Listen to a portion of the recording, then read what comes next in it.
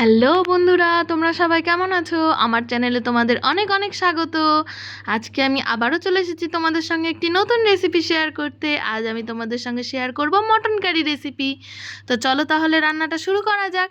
প্রথমে আমি মটনগুলোকে ভালো করে ধুয়ে পরিষ্কার করে নিয়েছি। তারপরে এবার এটাকে ম্যারিনেশন করার পালা। তাই ম্যারিনেশনের জন্য প্রথমেই দিয়ে দিলাম কুচনো পেঁয়াজ, তারপর দেবো স্বাদ মতো নুন, হলুদ গুঁড়ো, লঙ্কা গুঁড়ো, আর আমি এখানে একটা মশলা অ্যাড করব। এই পেস্টটা আমি বানিয়ে রেখেছি আগে থেকে। এখানে আছে আদা, জিরে, কাঁচা লঙ্কা আর রসুন। এই পেস্টটা দিয়ে তারপরে আমি দিয়ে দেবো পরিমাণ মতন সর্ষের তেল। তারপরে এটাকে এবার ভালো করে হাত দিয়ে ম্যারিনেট করতে হবে। ম্যারিনেশনটা খুব ভালো করে করতে হবে। ম্যারিনেশনটা যতটা ভালো হবে ততটা মাংসের টেস্ট হবে কিন্তু। তারপরে আমি ধনের গুঁড়ো দিতে ভুলে গিয়েছিলাম, তাই পর থেকে ধনের গুঁড়োটাও অ্যাড করে দিলাম। এখানে আমার ম্যারিনেশন করা হয়ে গেছে। ম্যারিনেশন করে মাংসটাকে আমি রেস্টে রেখে দেবো 1 ঘন্টার জন্য। তারপরে আমি এখানে কুকারে তেল গরম করে নিয়েছি। আজকের রান্নাটা কিন্তু আমি কুকারেই করব। তো চলো তাহলে তোমরা দেখতে থাকো কি করে আমি কুকারে মাংসটা রান্না করি। তো কুকারের মধ্যে তেল গরম করে ওই তেলের মধ্যেই আমি আলুগুলোকে দিয়ে দিলাম। দিয়ে সামান্য পরিমাণে নুন আর হলুদ দিয়ে আলুগুলোকে এবার একটু ভাজা করে নেব। আলুগুলো আমার ভাজা ভাজা হয়ে গেছে। এবার এটাকে আমি একটা পাত্রের মধ্যে তুলে নেব। তারপর ওই আলু ভাজার তেলের মধ্যেই ফোড়নে দেব একটা তেজপাতা, একটা শুকনো লঙ্কা ও সামান্য পরিমাণে গোটা জিরে। ফোড়নটা একটু ভাজা ভাজা করে নিয়ে এর মধ্যে দিয়ে দেব আগে থেকে ম্যারিনেট করে রাখা মাংসগুলোকে।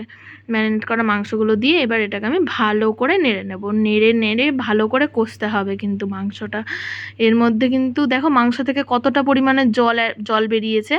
এর মধ্যে কিন্তু আমি কোনো জল অ্যাড করব না বাইরে থেকে। যেটা মাংস থেকে জল বেরোবে ওই জলেই কিন্তু মাংসটা কষানো হবে। তো মাংস থেকে তেলও ছাড়তে লেগেছে। এবারে আমি কুকারের ঢাকনাটা বন্ধ করে 7 মিনিটের জন্য রেখে দেবো। 5 থেকে 7 মিনিট পর ফিরে এসে দেখাচ্ছি তোমাদের।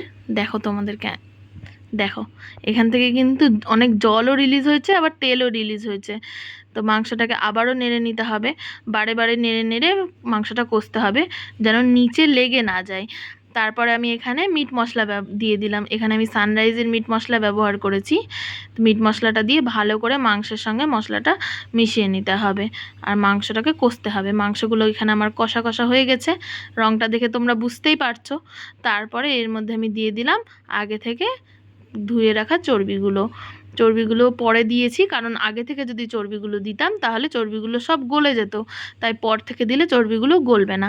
মাংসটা ভালো করে কষে নেওয়ার পর এখানে আমি দিয়ে দিলাম পরিমাণ মতন গরম জল দিলে যে কোনো রান্নার স্বাদটা কিন্তু বেড়ে যায়।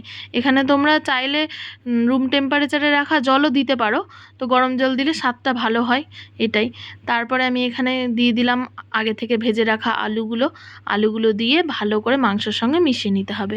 ঝোলটা ফুটে উঠেছে। এবারে আমি এটাকে কুকারের ঢাকনা বন্ধ করে সিটি হতে দেব।